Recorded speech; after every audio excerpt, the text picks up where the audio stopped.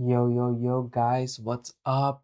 Welcome again. It's early in the morning. I actually woke up at 5. It took me like an hour to just boot up, stop watching YouTube, and shooting this video, which is all dopamine again, right?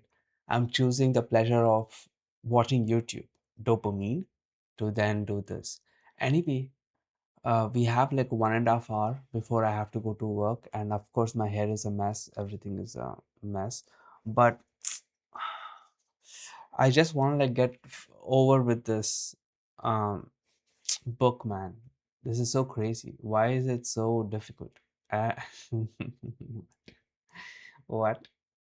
Why am I struggling so much? I could very easily just breeze through this book, but I'm intentionally trying to like take the time to understand, read, think about what I'm reading, so on and so forth, just because with all this the final goal is going to be me making a video trying to explain um, this entire concept from the book, including the insights and stuff, and that requires me to understand the contents of it deeply. So let's do that. Yeah, I thought it'd take less time. Anyway, self-efficacy, dopamine and the power of confidence. Oops. A bacon flavored biosol treat mating. We have to do one. Let me just see molecule of uh,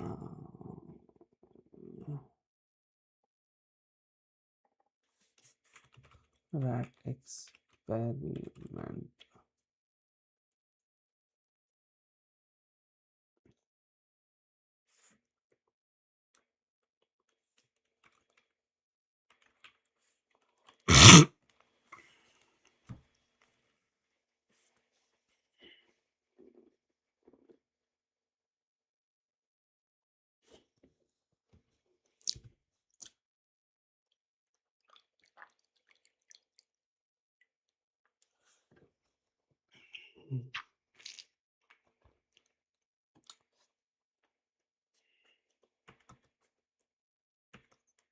Rat experiment. The dopamine pathways. Let me just at least write all the talking points.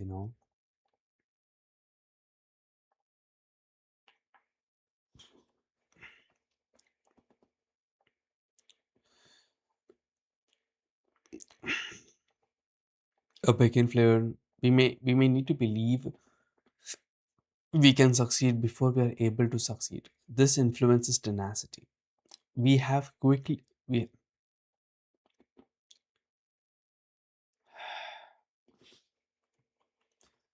Oh my god, this is so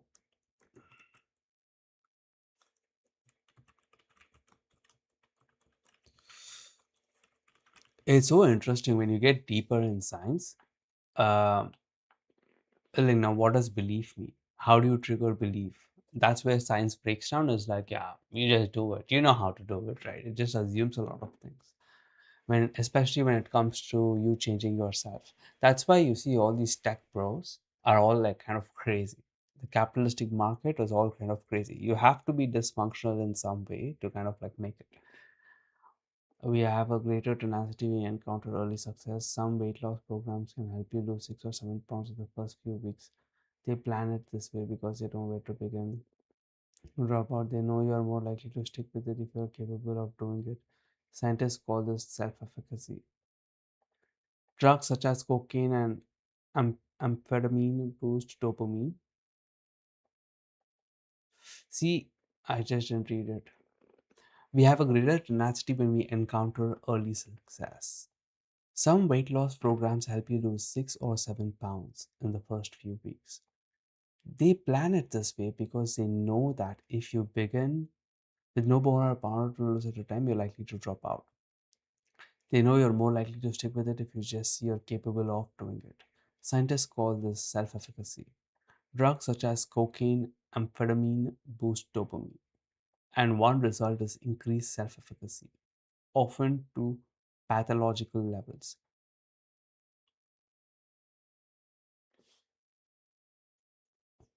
People who abuse these drugs may confidently take on so many projects that it's impossible to complete all of them. Heavy users may even develop grandiose delusions. With no evidence whatsoever, they may believe they will write the most brilliant treatise ever produced or invent a device that will solve the world's problem. Under normal circumstances, robust self efficacy is a valuable asset. Sometimes it's like a self fulfilling prophecy. Having a confident expectation of success can make obstacles melt before your eyes. Domination in a pill. Side effects include optimism, weight loss, and death. But to promote cheerfulness, most of it written for women who are spices like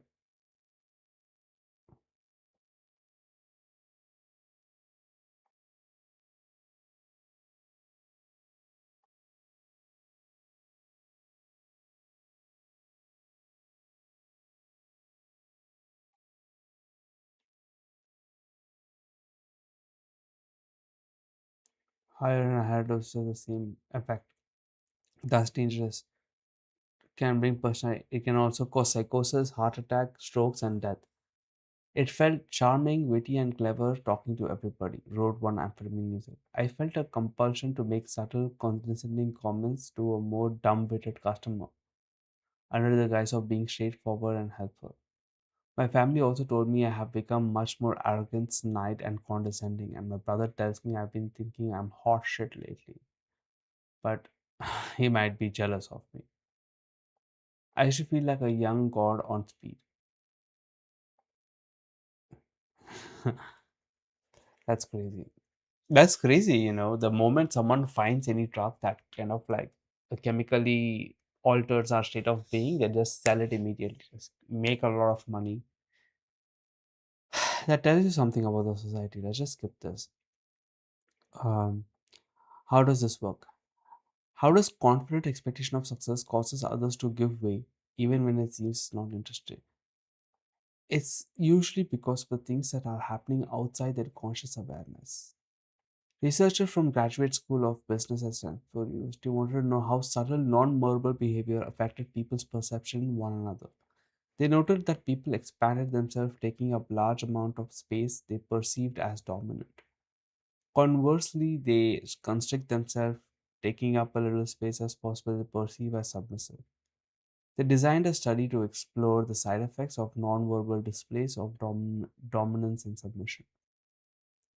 The researchers put two people at the same sex in the room and asked them to discuss photo of a famous painting. They they did this in the order to concede the true nature of the study.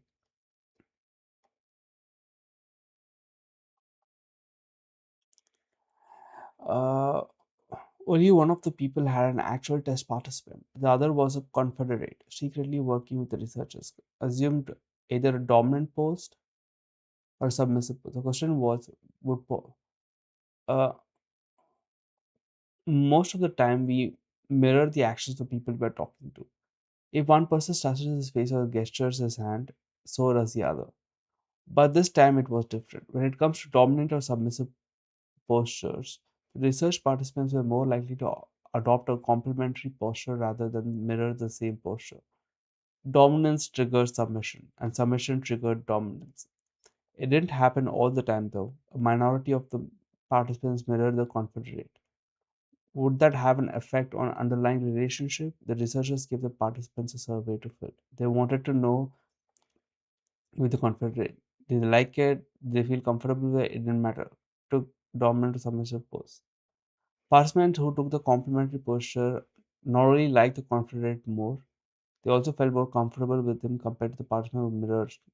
Finally, researchers asked the participant a series of questions to find out whether they were aware of how they were responding to. Did they know? It turns out they had no idea. It all occurs outside their consciousness. We unconsciously know that when we have an high expectation of success, we get out of their way.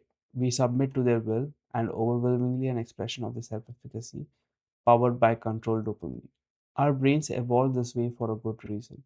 It's a bad idea to get into fights we can't win. If you are picking up signals that your adversary has high expectations of success, the odds that this is a fight you want to avoid. This type of behavior is clearly seen as non-human primates. Chimpanzees observing a dominant display constrict themselves to appear small as possible. On the other hand, we use chimps respond to displayed with mirror dominance. It usually marks the beginning of a long period of conflict. On any given day, um,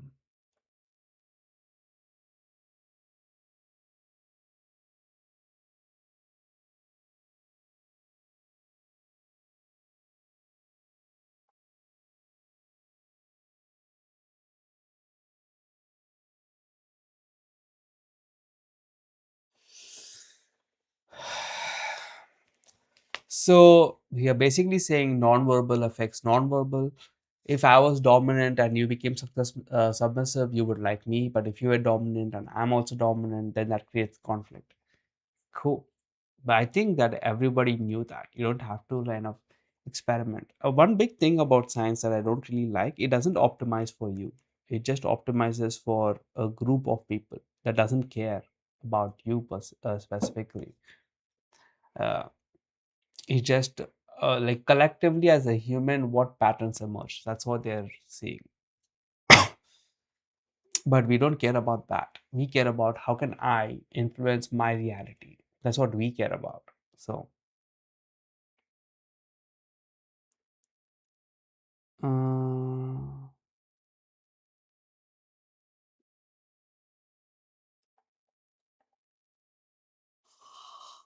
my god, what the hell?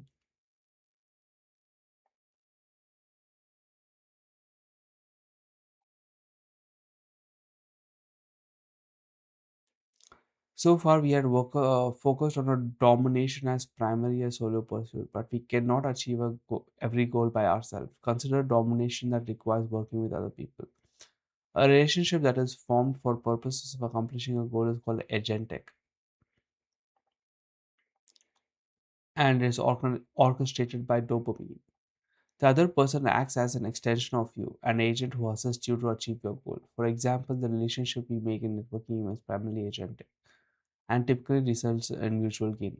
Affiliative relationships, on the other hand, are the one enjoying the purpose of social interactions. The simple pleasure of being with another person experienced in here and now is associated with here and now neurotransmitters such as oxytocin, vasopressin, endorphin, and endocannabinoids. Most relationships have both affiliate and agentic elements. Friends who like to hang out together in the here and now may also work on the future projects together, such as planning a whitewater rafting trip.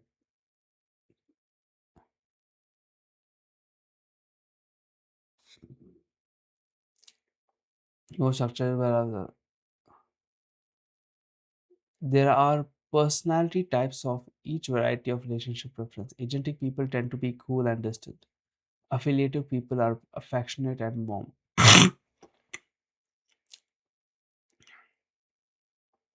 They're also social, turn to others for support.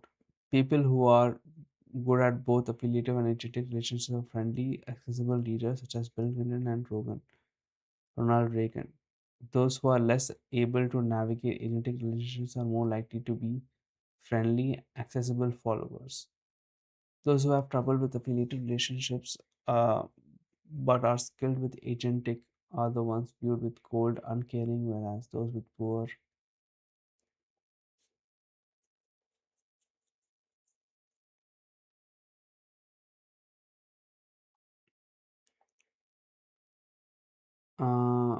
Is extract. Though we think of domination as an active, even aggressive activity, it doesn't have to be. Dopamine doesn't care how something is obtained. It just wants to get what it wants. So an agentic relationships can be entirely passive. For example, when a manager is running employee meetings gets the outcome they want by keeping quiet.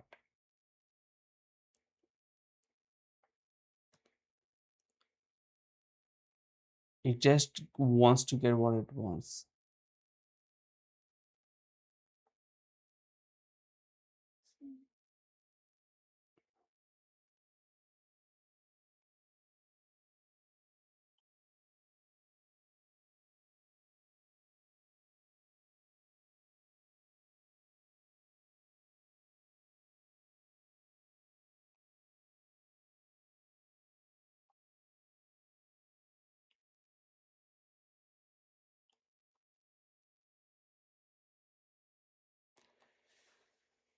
Is agentic because a relationship is about gain and gaining knowledge. Is not about here and now pleasure of having company. What makes dopamine quotations particularly interesting is that Emerson called this man my master. He wrote he wrote of domination through submission, self-submission in the form of deference, humility, and obedience.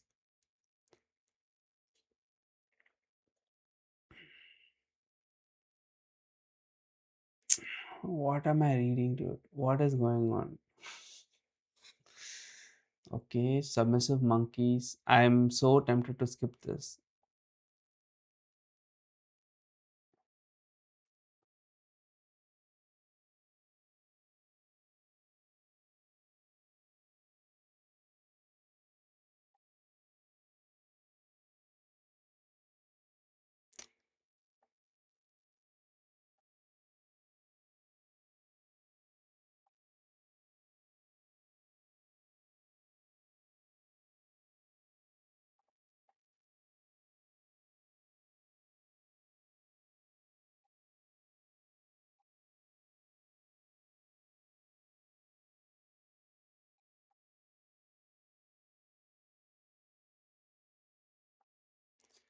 A word derived from the word form because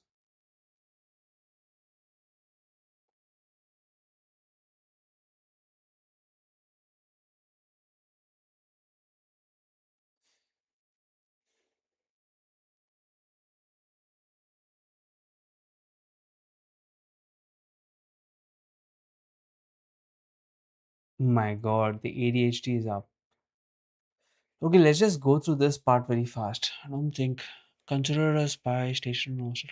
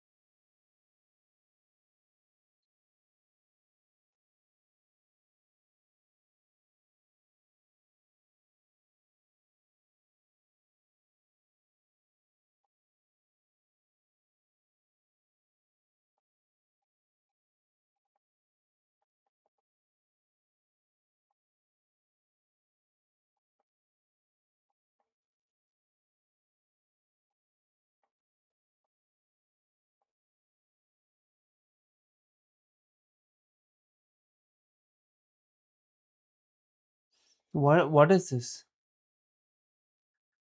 Outer space challenge, inner space challenge, struggle.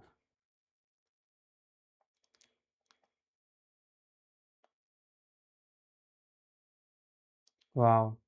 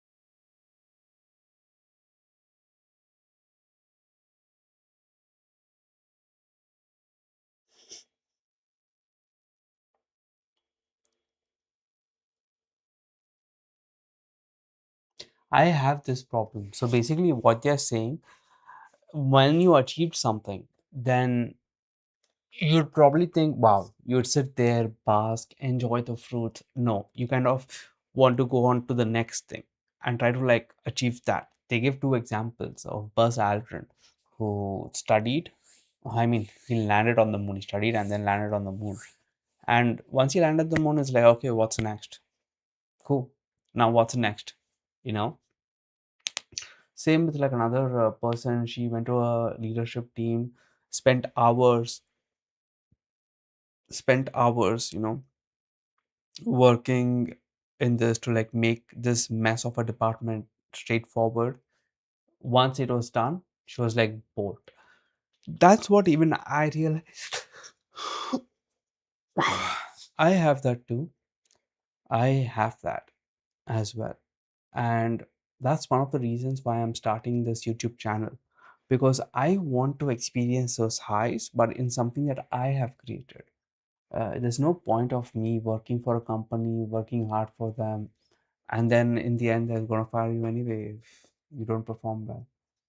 Um, so might as well do something that is for me, and then I can keep evolving my business. I can take more risk and get more reward as well. They flee emotionally and sensitive experience from the present. For them, life is about the future and despite the money and even fame that comes from their efforts, they're usually unhappy.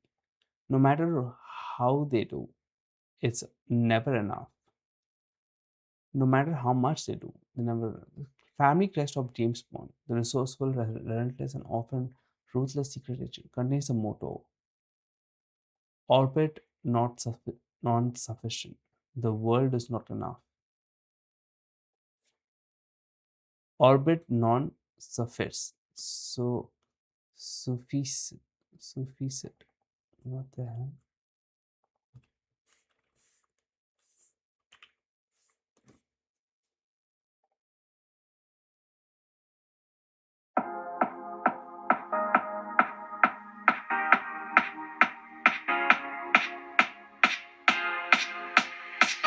What am I watching?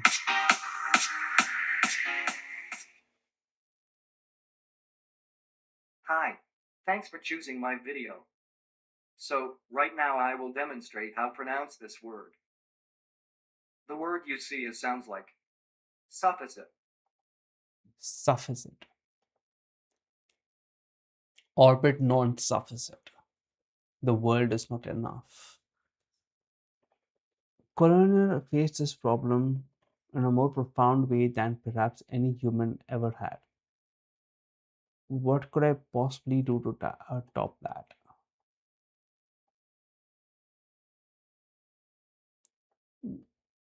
This is something I want to really understand. So I'm going to actually read this because I think I have ADHD, but I don't know.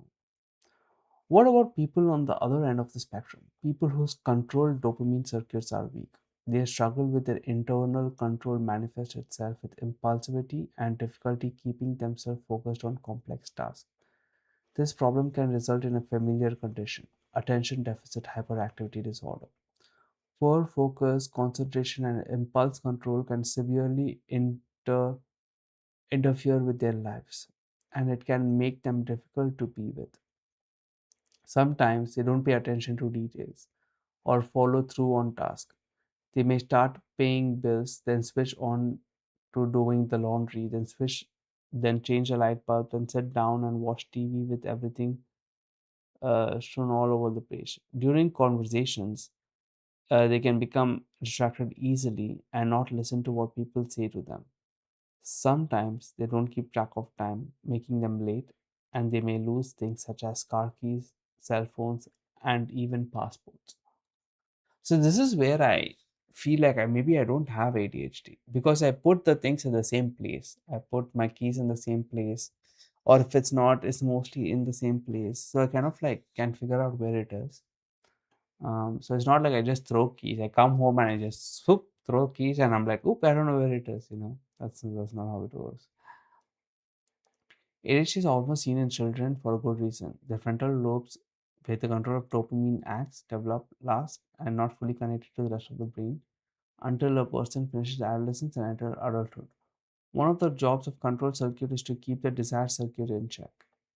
Hence, the impulse control problem associated with ADHD. When controlled dopamine is weak, People go after things they want with little thought about the long term consequences. Kids with ADHD grab toys and cut in line. Adults with ADHD make the impulse purchase and interrupt people. The most common treatments for ADHD are Ritalin and amphetamine.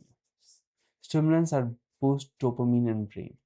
When these drugs are used to treat people with ADHD, tolerance usually doesn't develop as it does for those who take drugs to lose weight, get high, or enhance their performance. Usually doesn't develop as it does. Okay. Nevertheless, stimulants are addictive drugs. If the FDA puts them on the same class of opioids, such as morphine and oxycontin, these are considered higher risk in terms of abuse, and they have the most stringent restrictions on how doctors can prescribe them. People who live with ADHD are at high risk of addiction, especially adolescents, because they are poorly functioning frontal lobes. Years ago, when illness was less well understood, people and parents were reluctant to give these vulnerable children addictive drugs.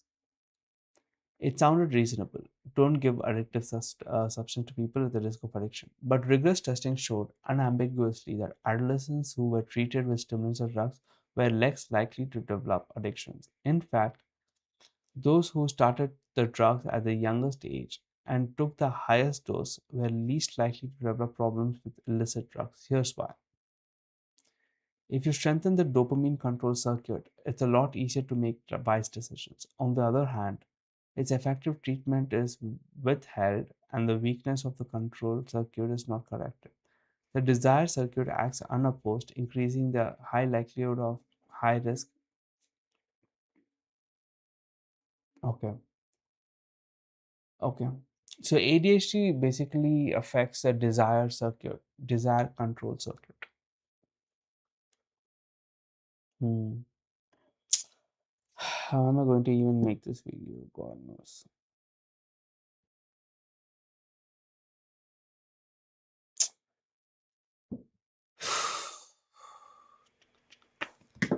Wow, it's just 30 minutes, guys. I can't believe.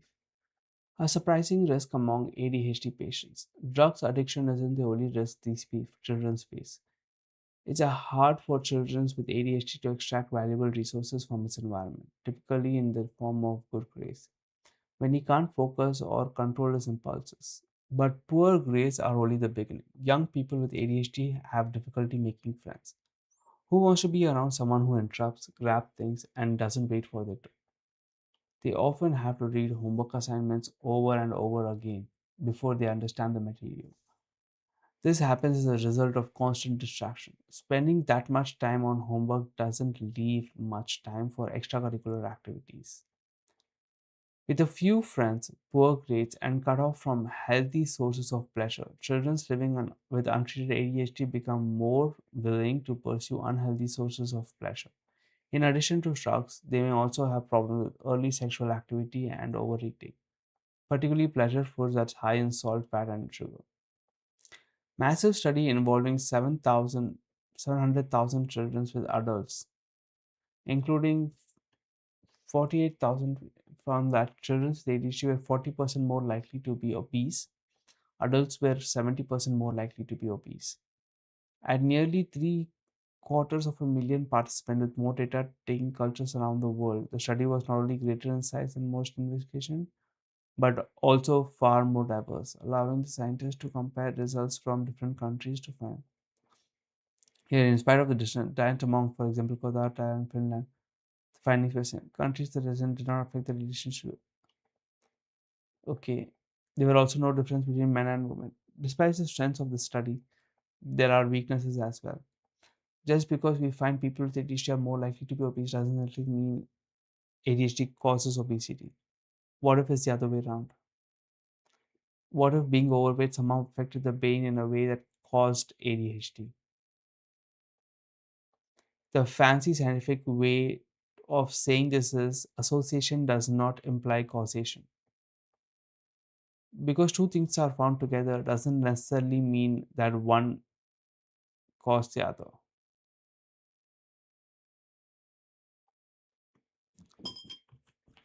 Okay.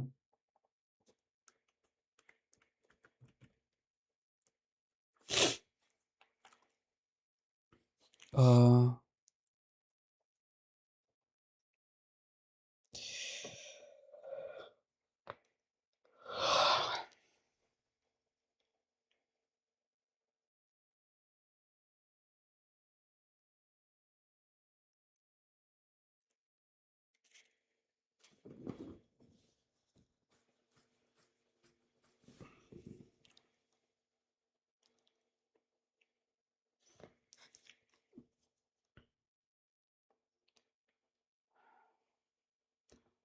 we'd have more confidence that ADHD leads to obesity if we could somehow show that people develop symptoms of ADHD before they become obese.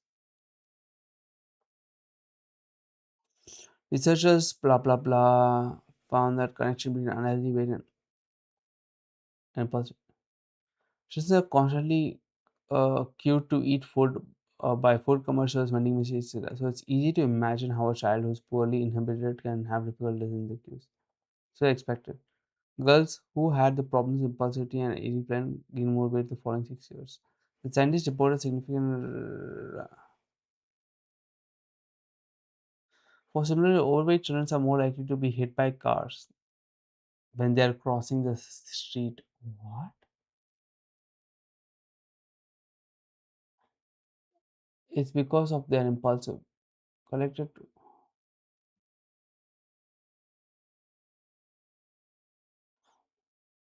What is even written?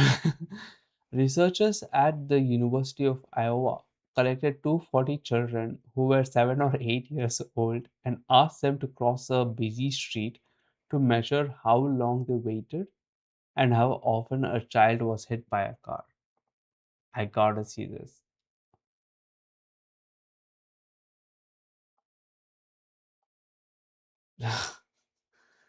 The researchers use virtual reality. Wow, that's what I thought. It's crazy. Although overweight people sometimes walk more slowly in this experiment, weight had no effect on how children cross the street. But there was a direct relationship between how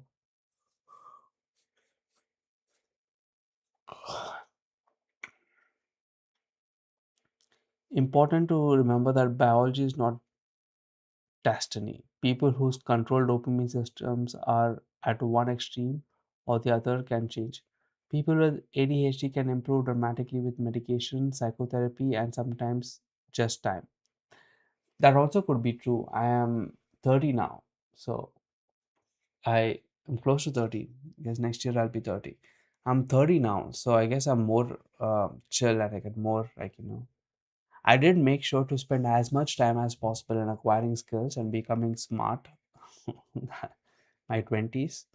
So now I have to figure out all the other aspects of having fun and everything. Since the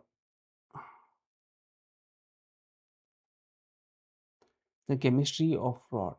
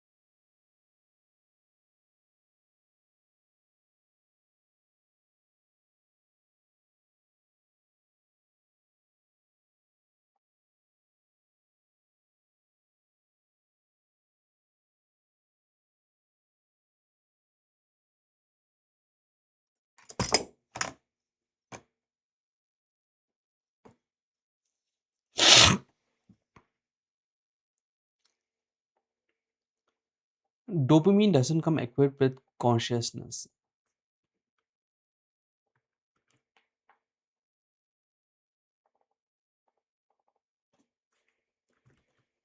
Um,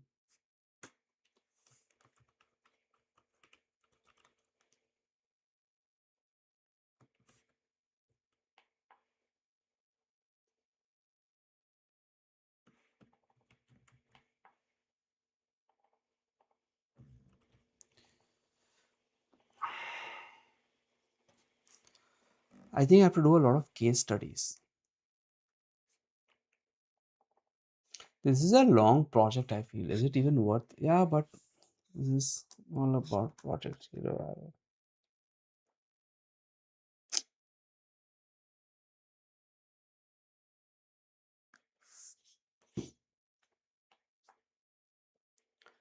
Mm,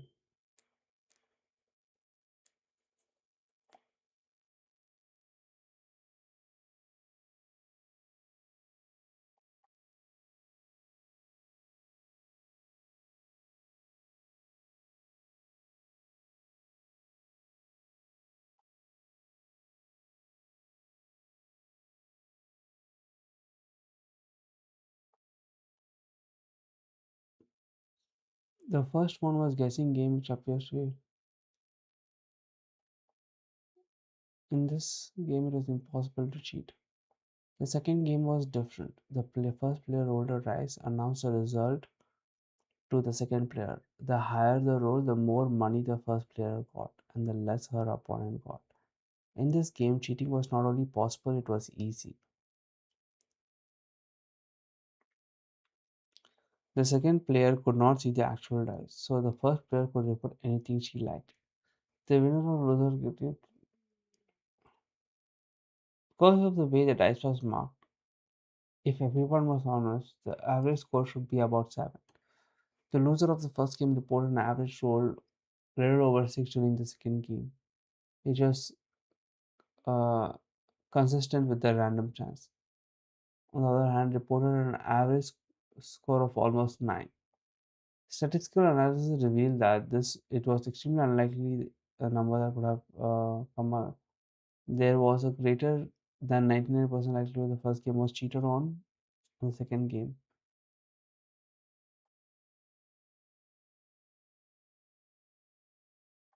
And the new arrangement leaded to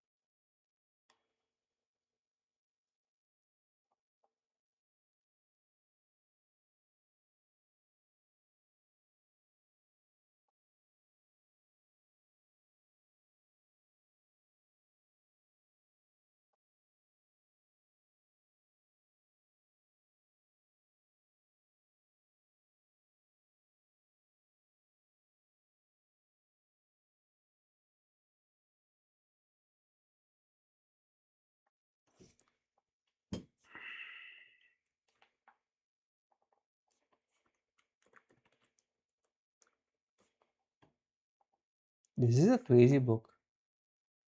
So filled with so much gems, and we are still at 90 guys.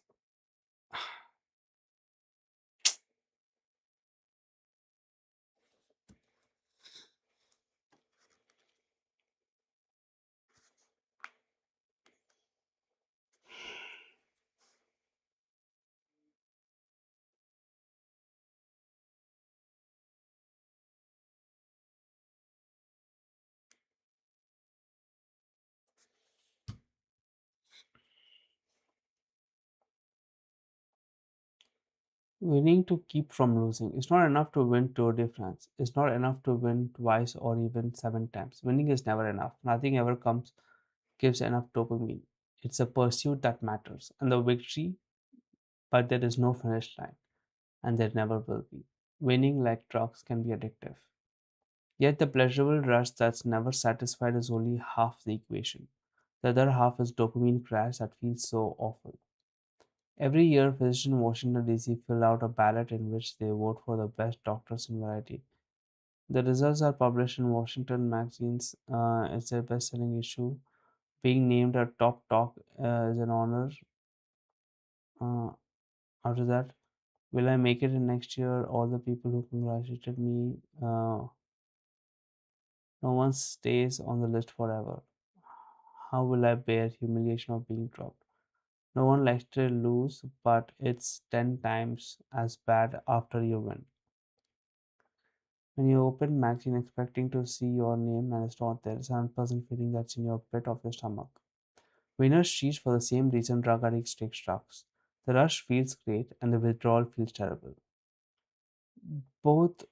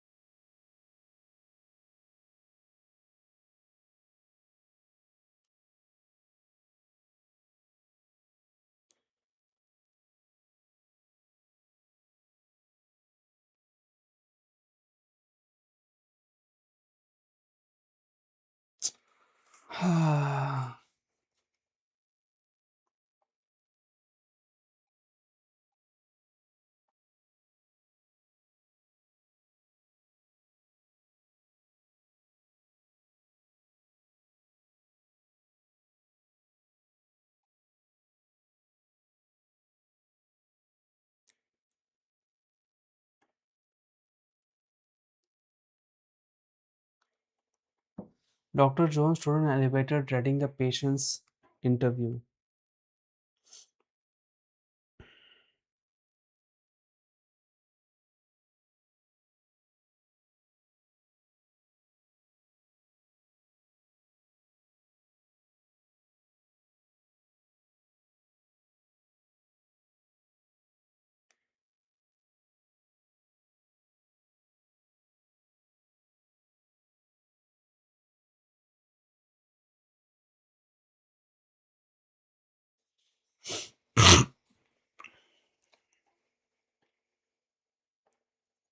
Hot and cold violence.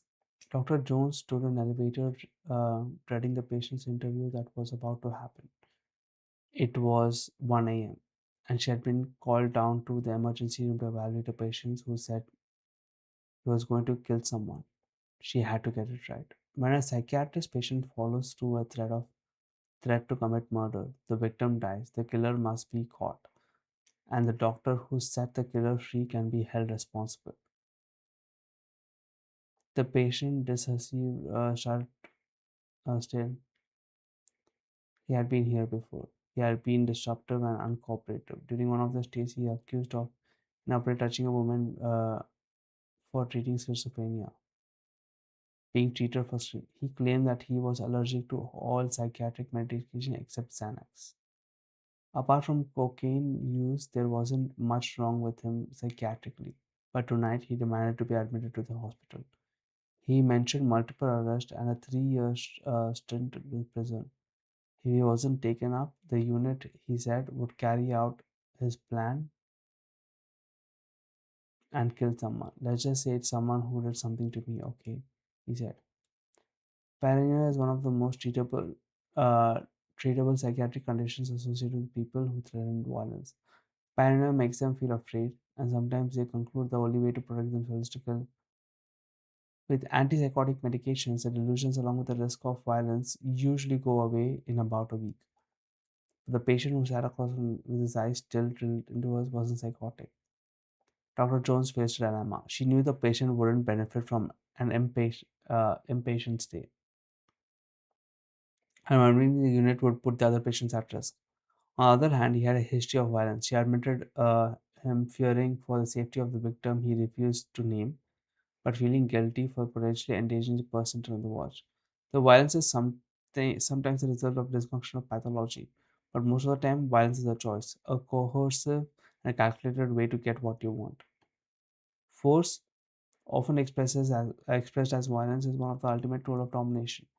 But is it dopaminergic? Oh, damn, this is a great question.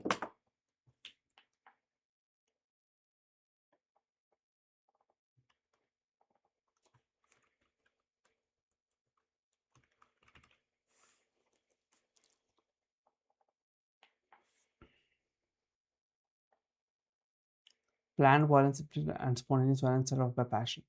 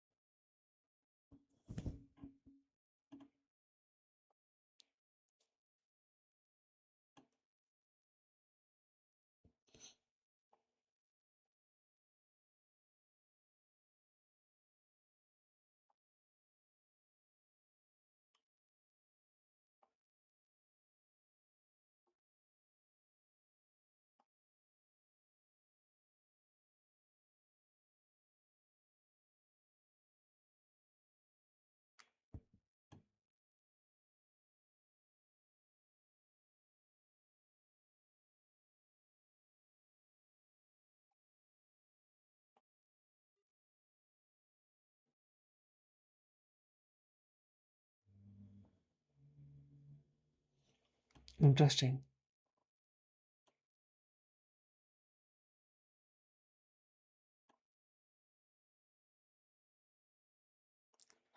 So we are at 93 now. When will this book even get finished? I don't know. Fuck.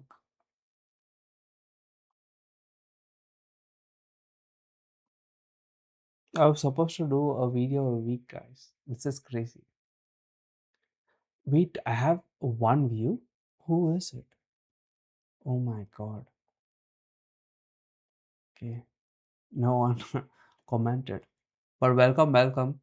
I'm basically reading a book, and my plan was to like make a video. This book is called The Molecule of More. I've been streaming every day, but this one is giving me a tough time. And after this, you have to like compile everything and then make a video as well. Anyway, it'll help everyone else. Some people have more active dopamine circuits than others. Researchers have identified a number of genes that contribute. Alternatively, someone with high active control circuits might be called calculating.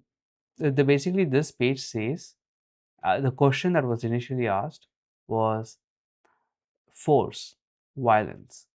Does it produce dopamine? And the TLDR, force that is impulsive. For example, let's say your son loses hockey game and you like hit, oh my god, and you hit. That's not dopaminergic because uh, it's like a reflex reaction to your emotions.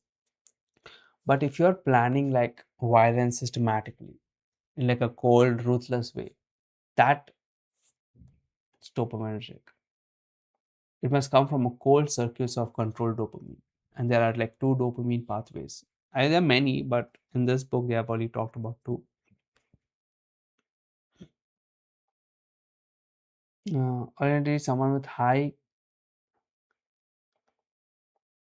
Her contra-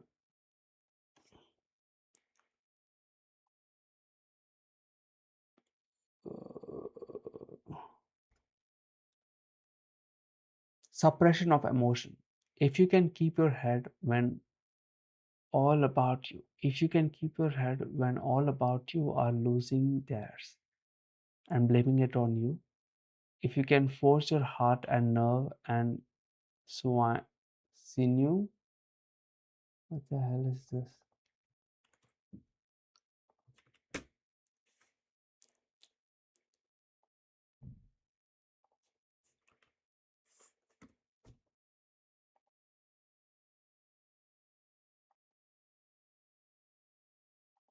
Sinew.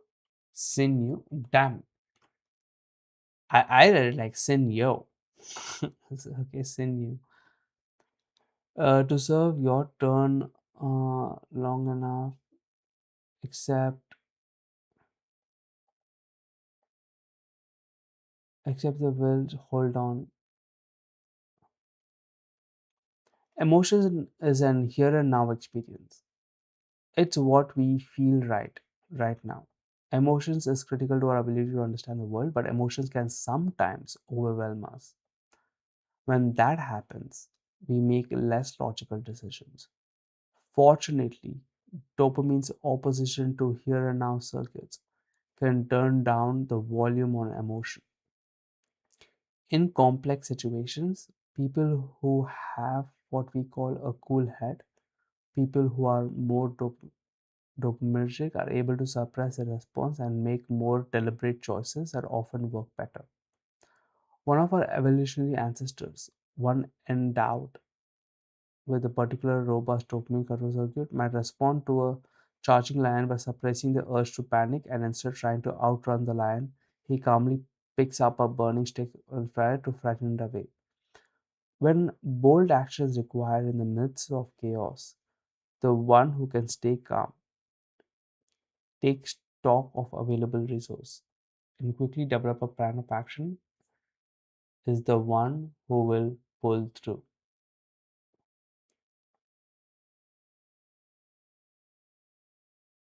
Taking in, when it became clear to the patient that he was not going to get what he wanted, he threw a punch. Fortunately, the doctor ducked, and before the patient had time to swerve again, with help arrived to security guards.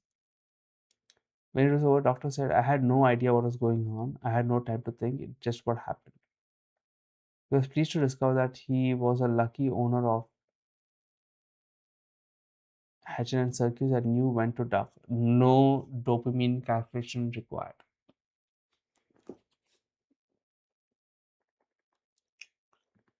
Uh,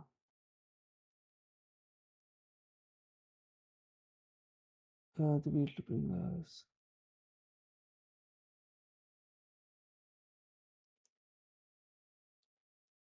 We perceive. I quickly realized the impossible.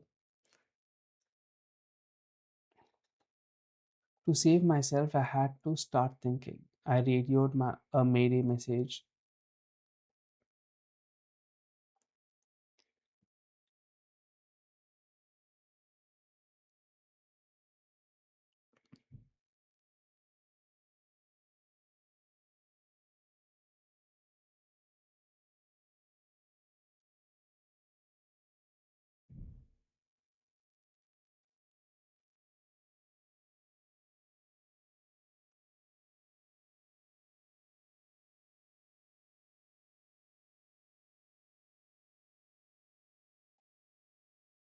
After making sure when I was walking back to the room, I began to weep and shake uncontrollably.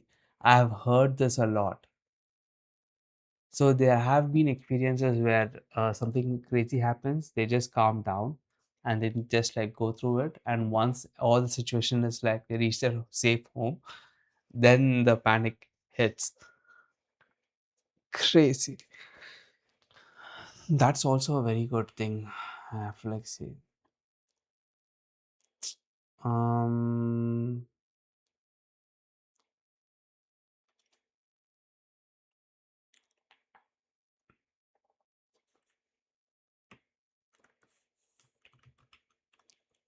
Panic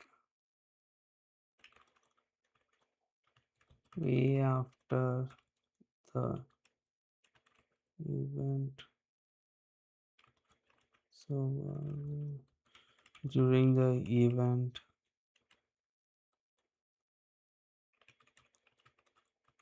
solving the problem.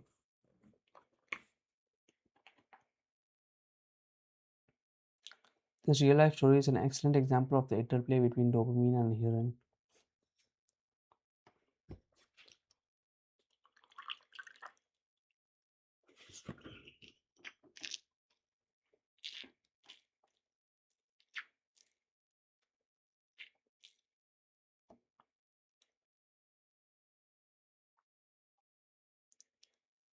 Was shut down and the fear receded, leaving a passionless.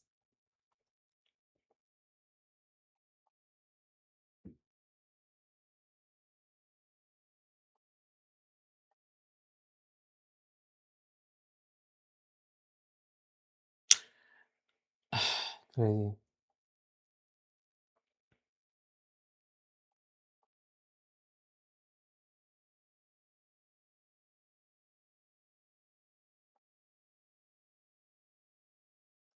When a man knows he's will hang Fortnite, he concentrates his mind wonderfully.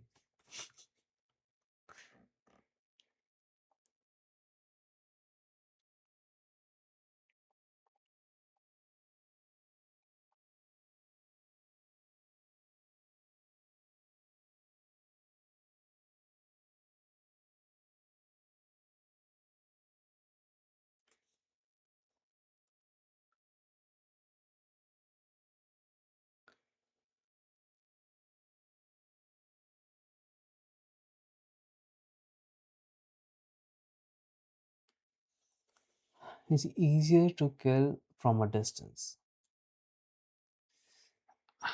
I don't know who's watching it, but uh, okay, 6 2.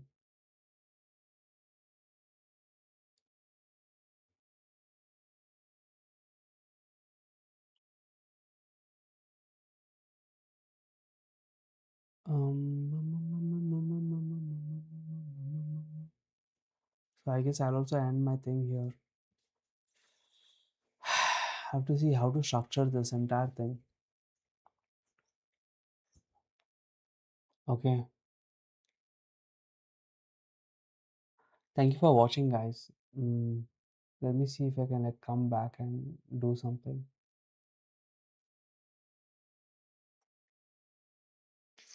Thanks. I'm just thinking about how I can structure all of this. That's the hard part.